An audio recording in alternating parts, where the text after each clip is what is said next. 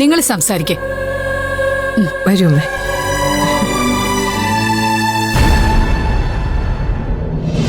ദീപക് എന്ത് ചെയ്യുന്നു? ഞാൻ സിംഗപ്പൂരാണ്. ആ, അവിടെ ജോലിയുണ്ട്. പേദയുടെ മമ്മി പറഞ്ഞു പേദയ്ക്ക് സിംഗപ്പൂർ പോകാനാണ് താല്പര്യമെന്ന്. ഞാനങ്ങനെ തീരുമാനിച്ചിട്ടൊന്നുമില്ല. ആ ഒരു പ്ലാൻ പറഞ്ഞു, അത്രേ ഉള്ളൂ. അതെ, ചില പ്ലാനുകൾ നമ്മുടെ മനസ്സിലറിയാതെ തോന്നും. ഒരുപക്ഷെ നമുക്കായി ദൈവം കണ്ടുവച്ചിരിക്കുന്നത് അതേ സ്ഥലം തന്നെയായിരിക്കും.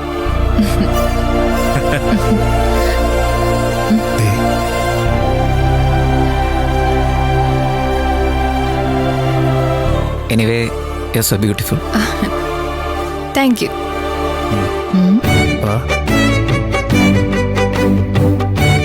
ഓക്കെ വേദ, നമുക്ക് ഫംഗ്ഷൻ കഴിഞ്ഞ് സംസാരിക്കാം. ബൈ. ഫംഗ്ഷൻ എങ്ങനെയുണ്ട്?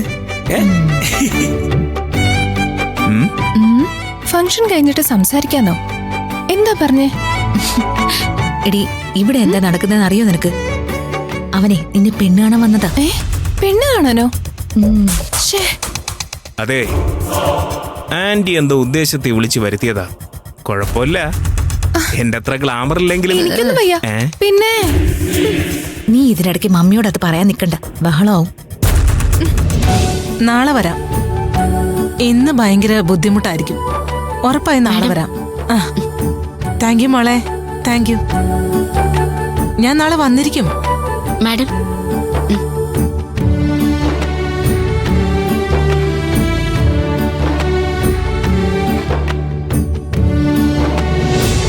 നീ കണ്ടോ, എന്താ നല്ല കുട്ടിയല്ലേ?